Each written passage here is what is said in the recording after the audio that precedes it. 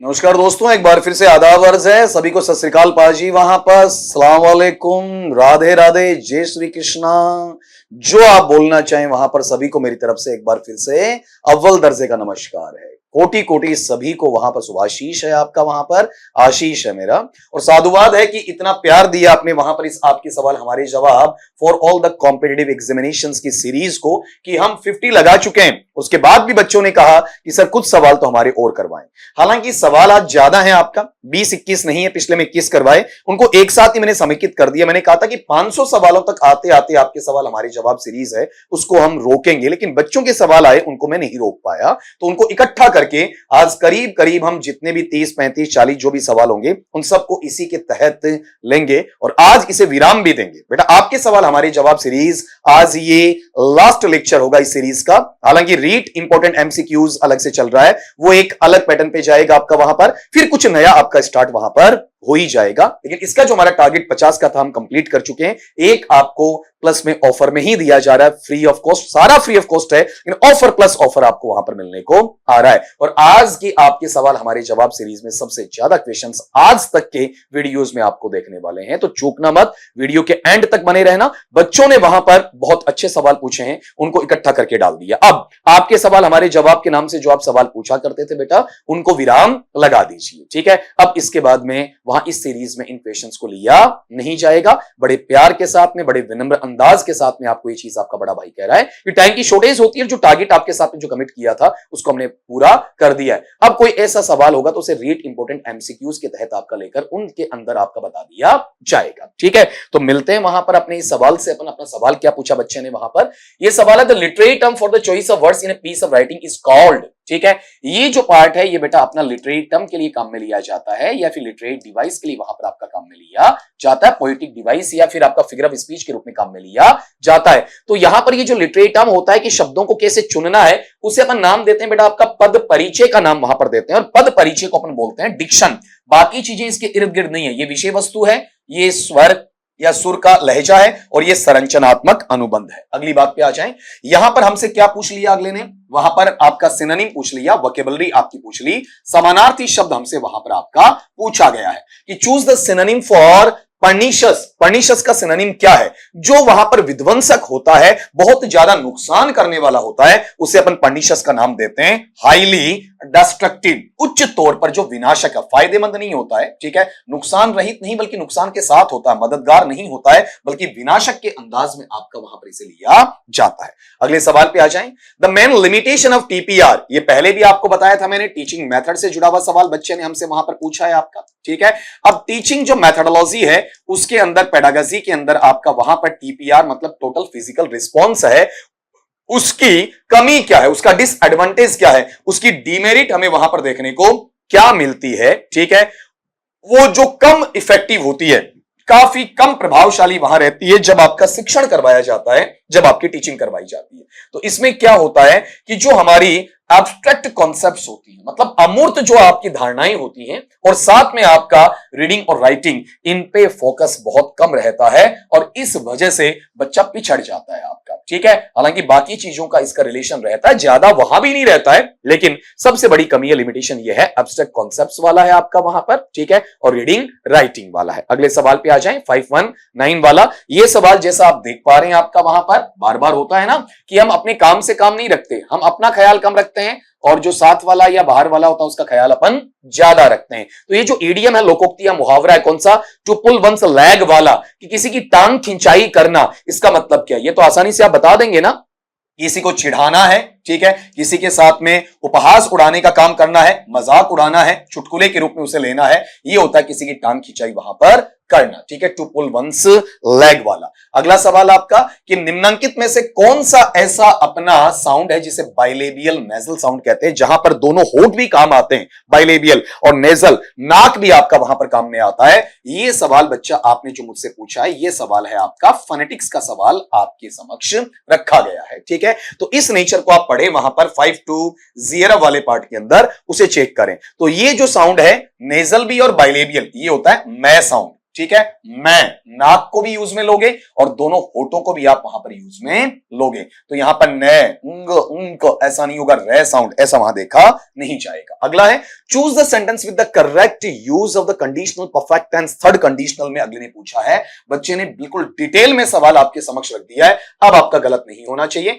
Conditional nature के अंदर भी जो अनएक्सपेक्टेड होता है आपका, ठीक है, जो इंपॉसिबल होता है, थर्ड कंडीशनल के रूप में आता है, जिधर एक साइड क्या आएगा, आपके इफ क्लोज में हैड प्लस वर्ब का थर्ड फॉर्म आ जाएगा और दूसरे रिजल्ट क्लोज में would plus have plus verb का थर्ड फॉर्म आएगा। तो आंसर ये रहा, ये हैड प्लस वर्ब का थर्ड फॉर्म, ये would plus have plus verb का थर्ड फॉर्म। बाकी चीजों से आपको सरोकार नहीं है। ये पहली कंडीशन है, ये दूसरी कंडीशन है, ये कोई कंडीशन नहीं। ये जो मिक्स्ड वाला भी नहीं मानूंगा इसे, आपका मिक्स वाला भी इसमें काउंट नहीं होगा। अगले सवाल पे आए, the word tacit is closest in meaning to. ये जो शब्द आपके पास में टैसिट वाला आ रहा है, ये वोकैबुलरी सेक्शन का सवाल है और यहां पर बेटा अगर आप इसे पढ़ते हैं तो ये पैटर्न किस में जा रहा है, आपका सिनोनिम में जा रहा है, समानार्थी शब्द के साथ में से आपका देखा जा रहा है। ठीक है, तो ये जो टैसिट शब्द आपका है वहां पर, ठीक है, इसके तहत आप पढ़े, जो चीज बताई नहीं गई है, जो चीज अंतर्निहित होती है, अंदर ही अंदर छिपी हुई होती है, उसे टैसिट के नाम से जानते हैं। देखो दो चीज सीख गए, टैसिट के साथ में इंप्लाइड भी सीख गए, अनस्टेटेड भी वहां सीख गए। स्पोकन तो बाहर का है, एक्सप्लिसिट बाहर का है, लाउड भी आपका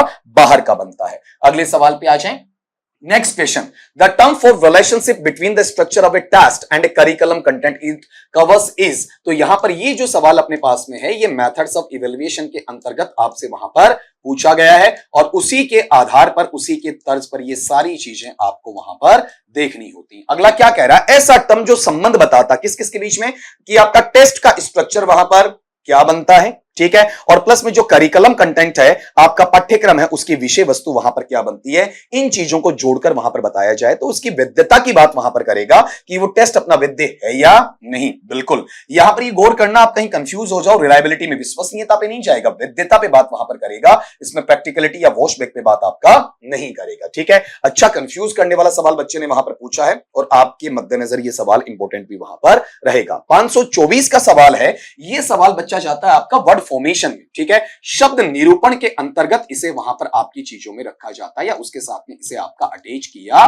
जाता है। तो ये जो फैक्टर आपके पास में आ रहा है कि द प्रीफिक्स मीनिंग आफ्टर और बिहाइंड इज, ठीक है, जो प्रीफिक्स है ना, पूर्व सर्ग है या उपसर्ग है, जिसका मतलब आपका बाद का या फिर पीछे का निकलता है, तो वो कौन से में आएगा बेटा, ये चीज होती है पोस्ट वाले में। ठीक है, पोस्ट का मतलब बाद का या पश्च कहलाता है, प्री पहले का होता है, इंटर अंतः का होता है, एंटी आपका वहां पर अलग पैटर्न में चला जाता है। तो अपने पास में आफ्टर और बिहाइंड का जो प्रीफिक्स मीनिंग देता है वो कौन देता है, पोस्ट वहां पर देता है। अगले सवाल पे आए 525 वाला, ये सवाल बच्चा किसका है, आपका वॉइस का सवाल है आपका, जिसमें अगला एक्टिव से वहां पर पैसिव की बात है ना, उसका चेंज टू एक्टिव वॉइस वाला जो पार्ट आया ना आपका वहां पर, तो इसको सवाल को ढंग से पढ़ लो बेटा। आपका वहां पर ये जो बच्चे ने मुझे लिखकर भेजा, थोड़ा सा भूल कर दी बच्चे ने, यहां पर बच्चे ने जो पूछा है कि एक्टिव में बदलवाओ, बेटा एक्टिव तो आपने दे रखा है मुझे, जिस बच्चे ने पूछा है पैसिव में बदलना बेटा इसे आपका। ठीक है, आपके लिखने में वहां पर थोड़ी सी क्या हुई है, भूल हुई है, तो इसे समझना आपका वहां पर कहां से चेंज होगा। अपने पास यहां हिज मैनर्स के साथ में वर्ब है इम्प्रेस, ठीक है,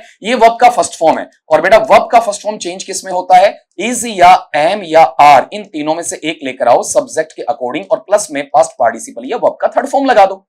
ठीक है, तो आप चेक करो यहां पर इजमार में से कौन सी चीज नहीं है उसको बाहर फेंको आपका। ठीक, जैसे इसमें इजमार में से कुछ नहीं है, यहां पर वोज है, ये हट गया। ठीक, या इजमार में से एम तो, लेकिन बीइंग कहां से आया, आईएनजी तो मेरे पास है नहीं, तो आंसर आपको ऑटोमेटिकली ये मिल जाएगा कौन सा, I am impressed very much by his manners, इस तरीके से पढ़ा जाएगा। अगले सवाल पे आ जाएं, the literary device of giving human attributes to abstract ideas, ठीक है, उसके अंदर की जो अलंकार है आपका वहां पर, जो मानवीय गुण है उनको बताने का, जो हमारे जो एब्स्ट्रैक्ट आइडियाज है उनकी बातें वहां पर आपकी बताई जाती हैं, उनके सेंस के साथ में से आपका वहां पर जोड़ा जाता है। ठीक है, जैसे आपने ये कहा कि जस्टिस इज ब्लाइंड, कि न्याय अंधा है, कानून अंधा है आपका वहां पर, तो कानून तो नॉन ह्यूमन है और अंधापन होना आपका ह्यूमन एट्रीब्यूट है, तो आपने निर्जीव को सजीव वहां पर बनाने की कोशिश की है, नॉन ह्यूमन को ह्यूमन कैटेगरी में डाल दिया, उसे पर्सोनिफाई करना कहते हैं, मानवीकरण करना कहते हैं, आपका व्यक्तिकीकरण के नाम से उसे आपका जाना जाता है। तो ये जो सवाल अपने पास में आ रहा है, ये सवाल बच्चा वहां पर बनता है, लिटरेरी टर्म का बनता है, साहित्यिक अलंकार के रूप में इसे आपका वहां पढ़ा जाता है या फिर आपका जाना जाता है। अगले सवाल पर बढ़े, आपका वहां पर the plural of analysis is, जो आपका बहुवचन है किसका बताओ, देखिए आपका एनालिसिस का है, विश्लेषण का, वो बहुवचन वहां पर क्या बनना चाहिए। बहुत ही आसान सवाल पूछा है, तो एनालिसिस का बन जाएगा एनालिसिस। ठीक है, ये सब्जेक्ट वर्ब अग्रीमेंट जब मैं पढ़ाता हूं तो ये वर्ड जरूर काम में आपका वहां पर लेता हूं कि बच्चा ऐसी गलती वहां पर ना करे। बाकी भी आप परखोगे तो ज्यादा हार्ड आपको वहां पर लगने वाला नहीं है बेटा। ये सवाल है नाउन एंड नंबर का है, ठीक है, मतलब संज्ञा और वचन का सवाल है, एक वचन और बहुवचन के अंतर्गत इसे आपका देखा जा रहा है। अगले सवाल पे आ जाएं। ये जो पार्ट अपने पास में आता है ये अप्रोच का सवाल है, मैं यही कहूंगा टीचिंग मेथड्स का सवाल है।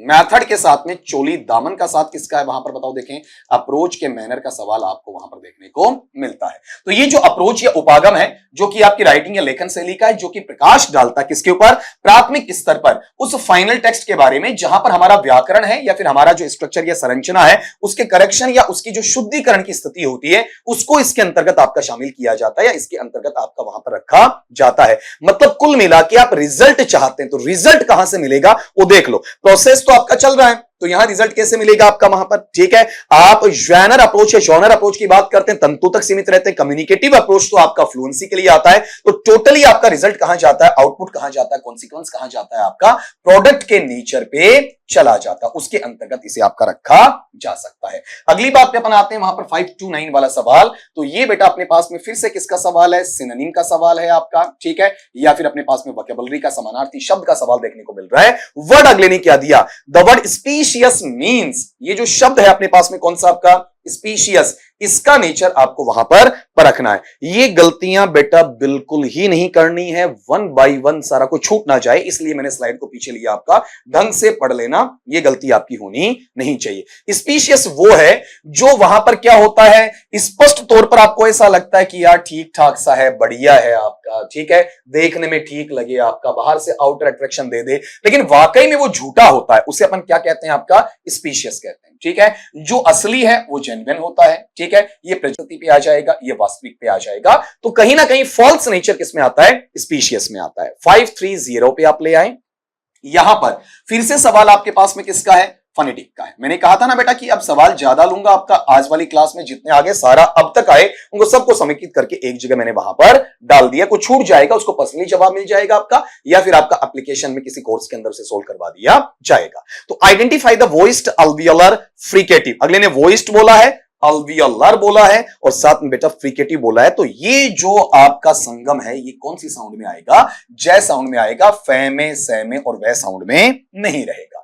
531 वाला जो पार्ट है इसमें अपन देखते हैं, ये सवाल अपने पास में सिंटैक्स का है, सब्जेक्ट वर्ब अग्रीमेंट का है, सब्जेक्ट वर्ब कॉन्कर्ड का सवाल है, वर्ब से जुड़ा हुआ पैटर्न है। Neither Ram nor his brothers blank coming, ये परीक्षा में आया हुआ सवाल भी है आपका बेटा वहां पर। तो नाइदर नॉर में क्या होता है, दूसरे वाले या खालिस्तान के नजदीक वाले सब्जेक्ट के अनुसार इसे लिया जाता है। तो ब्रदर्स आपका प्लूरल है, तो प्लूरल में केवल यहां पर आर है, बाकी चीज आप चेक करो, इज एक वचन है, वोज एक वचन है, हैज एक वचन, जबकि मुझे तो बहुवचन चाहिए आपका वहां पर। 532 का 532 का सवाल आपके समक्ष है और ये सवाल आपके पास में रहता है, ईडीएम का रहता है, लोकोक्ति और मुहावरे से जुड़ा हुआ सवाल है। To put a damper on, ठीक है।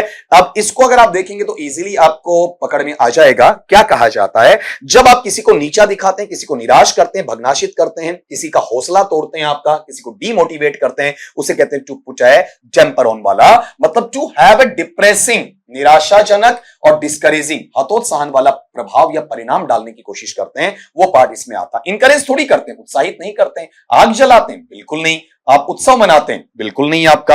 अगले सवाल पे आ जाएं। ये सवाल अपना 533 का, यहां पर गौर करें, ये फिर से सवाल बेटा अपने पास में किसका है, टीचिंग मेथड्स का है, टीचिंग मेथोडोलॉजी का सवाल है, इसके साथ में वहां पर आपका डाला गया है, ठीक है। तो चेक करें जरा, the main emphasis of CLL, CLL पे जो मुख्य जोर पड़ता है, सीएलएल का फुल फॉर्म सीख लेना, कम्युनिटी लैंग्वेज लर्निंग। सीएलटी आप जानते हैं, कम्युनिकेटिव लैंग्वेज टीचिंग। सीएलएल क्या बनता है, सी स्टैंड करता है कम्युनिटी के लिए, एल स्टैंड करता है लैंग्वेज के लिए, दूसरा एल स्टैंड करता है लर्निंग के लिए। तो जो सामुदायिक अवस्था में भाषा का अधिगम है, इसका मुख्य जोर कहां पड़ता है, किस बात पर आपका जोर वहां पर डाला जाता है? जहां लर्नर या अधिगम करता क्या करता, अपनी स्वायत्त शासी अवस्था रखता है, कम्युनिटी में अपने हिसाब से सीखेगा आपका वहां पर, और उसका भावनात्मक संपर्क बना रहता है, संवेगात्मक बुद्धि उसकी वहां पर काम में आती है। तो यहां टीचर का कोई कंट्रोल नहीं, रट्टा कुछ नहीं मरवाया जाता, व्याकरण और अनुवाद की सोसाइटी में कोई बात वहां पर नहीं करता है। अगले पार्ट पे आते हैं। ये वाला टर्म फिर से आ गया आपका वोकैबुलरी का, लेकिन इस बार अगले ने सिनोनिम नहीं पूछा है आपसे। क्या पूछा बच्चा आपका वहां पर? एंटोनिम पूछा, विलोम शब्द आपका वहां पर पूछा है। तो सवाल मेरे पास में है 534 पे, the word adroit is an antonym for. Adroit शब्द है वो एंटोनिम है, किसका है? तो एड्रोइट होता है काफी सुंदर, खूबसूरत, बला का खूबसूरत होता है, उसे एड्रोइट कहा जाता है। उसका उल्टा होता है भद्दा, बेहुदा, बेढंगा, क्लमजी, क्लमजी ऐसा पढ़ा जाता है। इसका उच्चारण ढंग से सुन लेना, इसे अपन पढ़ते हैं आपका क्लमजी, बेहुदा, भद्दा वाला। 535 की अपन बात करते हैं तो बेटा ये जो पार्ट अपने पास में आता है, ये वहां पर रहेगा वन वर्ड सब्स्टिट्यूशन में। आपको एक सेंटेंस दिया गया है, उसे एक शब्द के अंदर आपको खत्म करके यहां पर डालना है कि पूरे सेंटेंस का, पूरे क्लोज का मीनिंग उस एक शब्द में निकल जाना चाहिए। तो यहां पर आपसे पूछा गया द स्टडी, जो अध्ययन होता है, किसका अध्ययन? इंटरनल स्ट्रक्चर्स, मतलब आंतरिक जो संरचनाएं होती हैं, और साथ में फॉर्मेशन ऑफ वर्ड्स, जिनकी मदद से शब्दों को बनाया जाता है। तो जो शब्द व्युत्पत्ति होती है, शब्द का उत्पन्न होने का, एक एक अक्षर का जो भाव आता है, वो किसमें चला जाता है? मॉर्फोलॉजी के अंतर्गत चला जाता है। इसमें सिंटैक्स या फोनेटिक्स या सेमेंटिक्स का कोई नेचर नहीं होता है। 536 वाला पार्ट है, ये थोड़ा सा हटकर आ गया बेटा। और ये जो सवाल आपके पास में है, ये टेक क्वेश्चन या फिर क्वेश्चन टेक का सवाल बोला जाता है, पुछल्ले प्रश्न का सवाल बोला जाता है। ये ऐसा टॉपिक है जो तुम्हारे सिलेबस में नहीं भी होता है तो भी वहां पर आपका पेपर सेटर आपसे पूछ सकता है। कोई ऑब्जेक्शन, कोई आपत्ति, आप कोई याचिका वहां पर नहीं लगा सकते। तो आपको क्वेश्चन टेक इसका बताना। Let's go to the park, चलो पार्क में घूमने चलते हैं। तो बेटा ये ध्यान रखना, ये फिक्सेशन में लेट्स हो या लेटस हो, उसका टेक क्वेश्चन हमेशा ही क्या बनता है? Shall we. इसे आप रट्टा मार के भी रख सकते हो, इसमें कोई वेरिएशन अलग से आपको देखने को नहीं मिलेगा। अगले सवाल की तरफ बढ़ो, आपका 537 वाला, the term for a speech sound that doesn't distinguish meaning but is a variation of A phoneme is an. बेटा फिर से ये सवाल किसमें आ गया? आपका वोकैबुलरी पार में है, और वोकैबुलरी पार में इसे किसके अंतर्गत अपन रख देंगे? बताओ, देखिए आपका वहां पर सब्स्टिट्यूशन के अंतर्गत इसे आपका रख दिया जाएगा। ठीक है, तो ये जो स्पीच साउंड आपको देखने को, ये सुनने को मिल रहा है, जो वहां बिल्कुल भी अंतर नहीं करते हैं आपका, उस फनीम की अवस्था के साथ उसे जोड़ते नहीं है। ठीक है, तो गौर करना, ये वेरिएशन का नेचर है आपका, वहां पर पूर्णतया जोड़ते नहीं है, अंतर नहीं करते हैं, साम्य अवस्था को बताने का काम करते हैं, उसे अपन कहते हैं आपका अलोफोन। अब देखो कुछ शब्द सीख गए ना आपका, जैसे आप डिप्थोंग वाले में डबल वाउल साउंड है आपका, ग्लाइड है आपका, ठीक है, ये नहीं सिखाया, लेकिन मोफीम आपका वहां पर फिर से किससे आ गया? जो स्ट्रक्चर में आपके अक्षर हैं उनसे जुड़ा हुआ पार्ट आ जाता है। 538 की अगर मैं बात करूं 538 वाले की, तो ये सवाल किसमें आ रहा है? The use of language for a particular purpose in a particular situation is called. ये बेटा वहां पर आता है वेराइटीज ऑफ लैंग्वेज के अंतर्गत, इसे आपका वहां पर पढ़ा जाता है, उसके अंतर्गत इसे आपका वहां पर देखा जाता है, उसके साथ में इसे आपका जोड़कर रख दिया जाता है। ठीक है, तो ये जो पैटर्न आपके पास आया वैरायटीज ऑफ लैंग्वेज वाला, उसके अंतर्गत अगले ने क्या कहा, वो चीज आपको जरा इसमें चेक करनी है। क्या कहा? The use of language for a particular purpose. ये पहले भी करवाया, किसी बच्चे ने दोबारा मुझसे पूछ लिया है। किसी भी आपका भाषा विशेष का प्रयोग करते हैं विशेष उद्देश्य के साथ में, विशेष स्थिति में, तो उसे क्या कहा जाता है? पंजीकृत करना कहा जाता है, रजिस्टर करना वहां पर कहा जाता है। डायलेक्ट या एक्सेंट या डियलेक्ट ऐसा नहीं कहा जाता। ये सवाल रिपीट हुआ है, बच्चे को पहले मैं करवा चुका हूं, तो बच्चा सवाल भेजने से पहले ध्यान दिया करो, ये पहले आपके सॉल्व हो चुके हैं, आपका भी टाइम बचे और हमारा भी टाइम वहां पर बचे।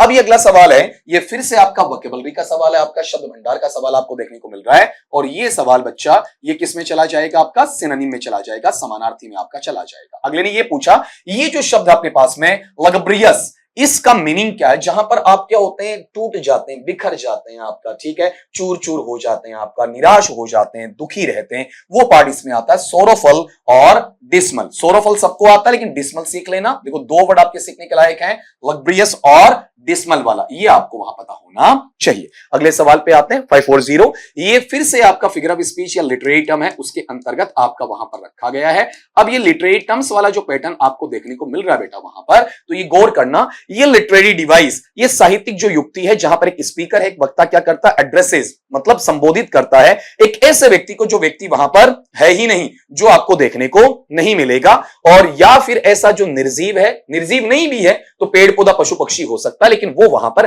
है नहीं आपका। ठीक है, वहां नहीं होता है, फिर भी उसे संबोधित किया जाता है। इस संबोधन को अंग्रेजी में कहा जाता है अपॉस्ट्रोफी। इसे रूपक नहीं कहा जाएगा, उपमा नहीं कहा जाएगा, इसे व्यंग्योक्ति वहां पर नहीं कहा जाएगा। अगले सवाल पे चलें। आपका सेंटेंस क्या पूछा है, करेक्ट द सेंटेंस। तो यहां पर इस टॉपिक को अपन नाम देते हैं सेंटेंस इंप्रूवमेंट के नाम से। इस टॉपिक को इस नाम से वहां जाना जाता है, सेंटेंस इंप्रूवमेंट के नाम से इसको वहां पर रखा जा सकता है। तो करेक्ट द सेंटेंस में क्या बोला, the amount of failures was surprising. जो आपके असफलता की मात्राएं हैं वो काफी अचंभित कर देने वाली रहती हैं आपका, ठीक है। तो इस नेचर को अगर आप देखते हैं तो बड़ा एक चीज ये देखो, यहां पर अव लग गया, प्रीपोजिशन लग गया, तो सिंटैक्स का रूल क्या लगेगा, पहले वाले के अकॉर्डिंग लाओगे। अमाउंट अनकाउंटेबल है, अगणनीय, मात्रा सूचक है, तो वो आपका एक वचन रहेगा, तो वर कैसे आएगा। तो बहुवचन वाली चीजें आप काट दीजिए, यहां पर वर नहीं आएगा, आर नहीं आएगा।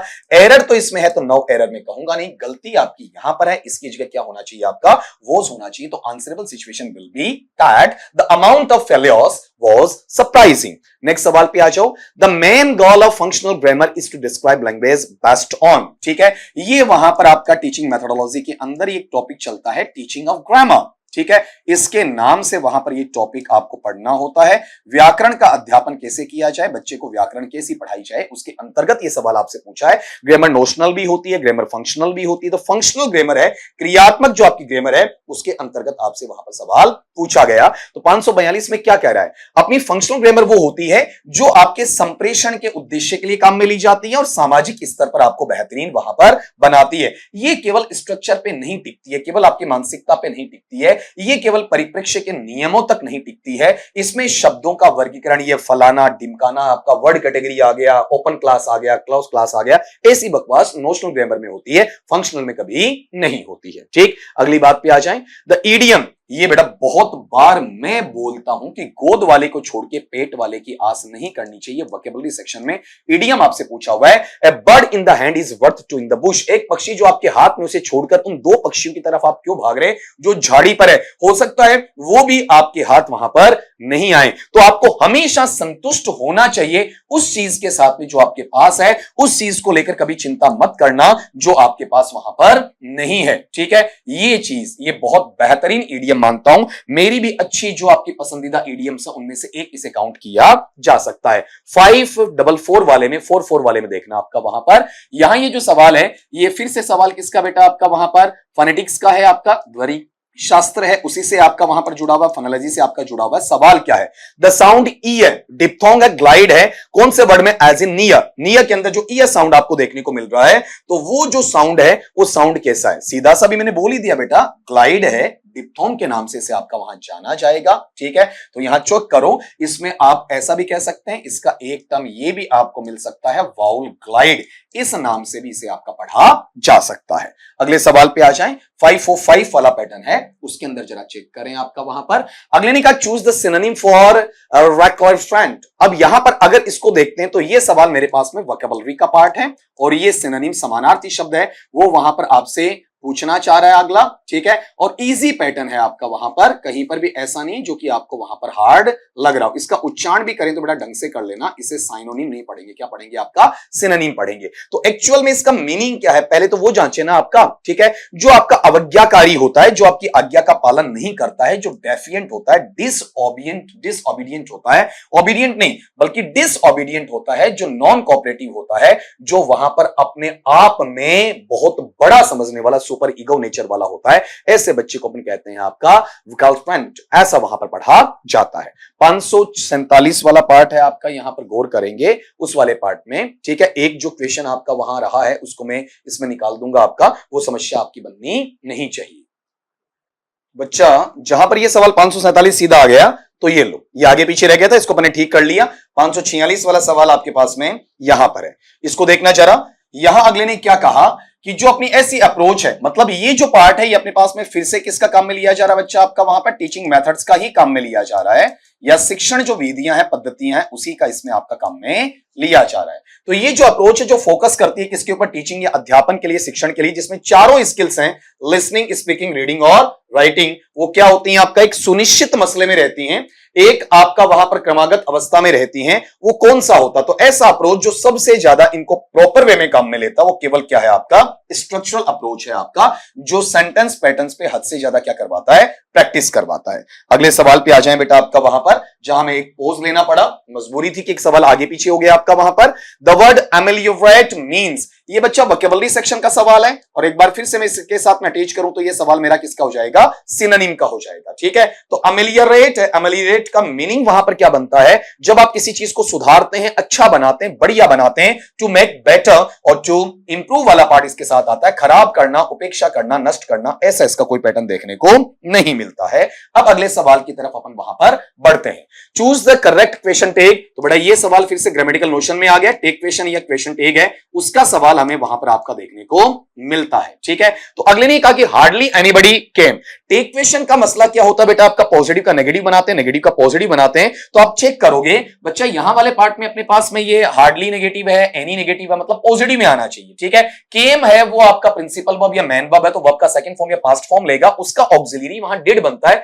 नोट नहीं आएगा, नोट नहीं आएगा तो डिडंट या डिडंट कैसे आएगा आपका? हार्डली तो हमें हटाना ही है, और ऑक्सिलरी चाहिए, तो ऑक्सिलरी इसमें है ही नहीं, तो अपना टेक क्वेश्चन क्या बन जाएगा बेटा आपका वहां पर? डिड दे के नाम से बनेगा। 549 पे आ जाओ। द वर्ड पार्सिमोनियस मीन्स, यहां पर ये जो टर्म है ये भी आपका वोकैबुलरी के सेक्शन में है। वोकैबुलरी में भी आपका सिनोनिम आपसे पूछा गया है, समानार्थी शब्द आपका वहां पर पूछा गया। तो पार्सिमोनियस किसे कहते हैं? एक्चुअल में पार्सिमोनियस होता क्या है? जो आपका वहां पर एक तरीके से मितव्ययी तो नहीं कहेंगे, आपका कंजूस तो नहीं कहेंगे, लेकिन वो उम्मीद के अनुरूप जितना चाहिए उसी अनुसार वो खर्च करेगा, संभल कर वहां खर्चा करेगा, फालतू में कंजूस नहीं होगा, लेकिन कहीं ना कहीं वो ये चाहता है कि जहां 1 रुपया लगना चाहिए वहां 1 ही लगाएगा, वहां 1.25 या 1.5 नहीं लगाएगा, मतलब पैसे की बर्बादी नहीं करेगा। ऐसे इंसान को अपन इकोनॉमिकल या स्टिंजी नेचर का कह सकते हैं। लोग उसे भले ही बुरा मानते हो, लेकिन वो अपनी लाइफ में बहुत अच्छा वहां बोला जाता है। जनरस उदार होता है, एक्स्ट्रावेगेंट फिजूल खर्ची करने वाला अपव्ययी होता है, वेस्टफुल आपका बर्बादी करने वाला वहां पर बोला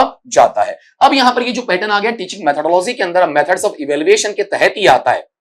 ये जो पार्ट भी जब आप पढ़ोगे ना, तो ये मेथड्स ऑफ इवैल्यूएशन में आता है। मूल्यांकन की जो पद्धतियां उसके अंतर्गत इसे काम में लिया जाता है, सीसीई। और सीसी के मायने है कंटीन्यूअस एंड कॉम्प्रिहेंसिव इवैल्यूएशन के नेचर में से आपका रखा जाता है। तो एक्चुअलिटी में है क्या यहां पर आपका, वो समझना चला। एक्चुअलिटी ऐसा है कि मूल्यांकन जो सीबीएसई ने हमें बताया 2018 तक आते आते से क्लोजर भी दे दिया, इसका समापन भी वहां पर आपका कर दिया, उसके साथ में इसे अटैच करके आपका वहां रखा गया। तो सीसी में क्या होता है? शैक्षणिक गतिविधियां भी होती हैं और सह शैक्षणिक गतिविधियां भी होती हैं, दोनों को इसमें शामिल किया जाता है। केवल इसमें शैक्षणिक या अकादमिक नहीं होता है, केवल रट्टा नहीं मरवाया जाता है, केवल टीचर पर आधारित एजुकेशन इसमें देखी नहीं जाती है, इससे परे इससे इतर चीजें भी इसके अंदर आपकी रखी जाती हैं। अगला पार्ट वहां पर नेक्स्ट वाला है, ये अपना पोएटिक डिवाइस से जुड़ा हुआ है, फिगर्स ऑफ स्पीच से जुड़ा हुआ है, लिटरेरी डिवाइस से जुड़ा हुआ है, आपका लिटरेरी टर्म से जुड़ा हुआ है, अलंकार से आपका वहां पर जुड़ा हुआ है। लिटरेचर का पोर्शन इसमें आपको देखने को मिलेगा और एक अच्छा पार्ट आपको वहां देखने को मिल रहा है। ठीक है, एक ऐसा नाम जो आप में से कई बच्चों को सुना हुआ भी नहीं होगा।